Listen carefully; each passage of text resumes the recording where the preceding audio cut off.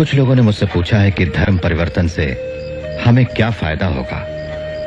मेरा उन्हें यह जवाब है कि जैसे भारत के लिए स्वराज जरूरी है, वैसे ही अछूतों के लिए धर्म परिवर्तन जरूरी है। दोनों का आंतरिक उद्देश्य एक ही है, आजादी की चाह।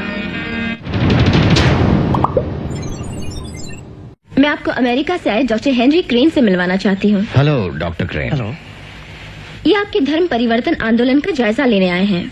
और मिस्टर गांधी से वर्धा में पहले मिल चुके हैं। हाँ डॉक्टर आम्बेडकर, इस मामले में मैं बहुत से लोगों से मिला हूँ और मुझे पूरा यकीन है कि सिर्फ ईसाई धर्म के पास ही आपके सारे सवालों का जवाब है। अगर आप ईसाई धर्म अपनाते हैं तो सारे ईसाई देश आपके सामाजिक, राजनैतिक और आर्थिक स्तर को उठाने में मदद करेंगे। और मैं सोचती हूँ किसी भी हिंदुस्तानी को इसमें कोई ऐतराज नहीं होगा। डॉक्टर आम्बेडकर, जैसा कि बाइबल में लिखा है कि धरती के उत्तराधिकारी गरीब ही होंगे। वैसे आप कौन सी बाइबल पढ़ती हैं मिस ड्रेशर?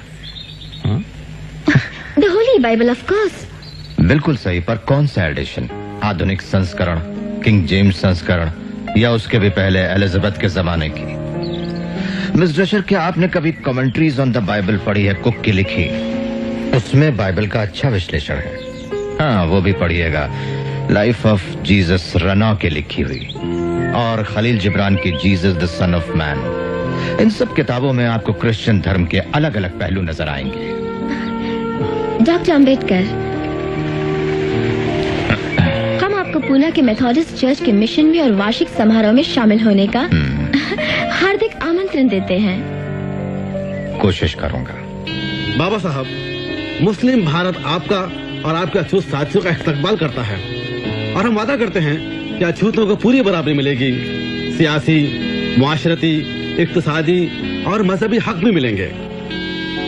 जैसा आप जानते हैं बाबा साहब, हमारा धर्म एक ही भगवान में विश्वास करता है, एक कमकार, और सारे अनुयायियों को एक ही नजर से देखता है। पिछड़ी जाति के धर्म परिवर्तन के मामले में ये आपकी सारी जरूरतों को पूरा करेगा।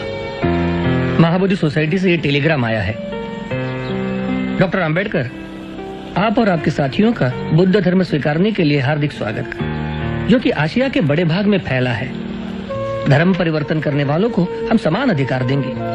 हम लोगों में किसी भी प्रकार का जाति भेद नहीं है। हमारे कार्यकर्ता आपसे मिलेंगे, हमें सूचना भिजवाइए।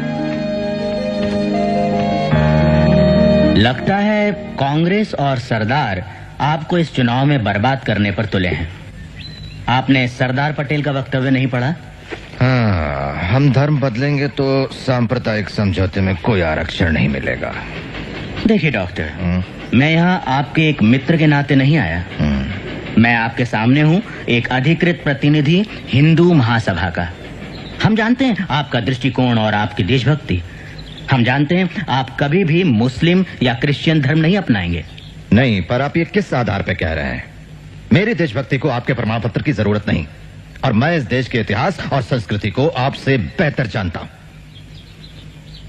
मेरा मानना है कि हमारे इन दो धर्मों को अपनाने से राजनीतिक और सांस्कृतिक समीकरणों में बुनियादी फेरबदल आ जाएगी डॉक्टर मंजे। लेकिन इससे हमें क्या मतलब?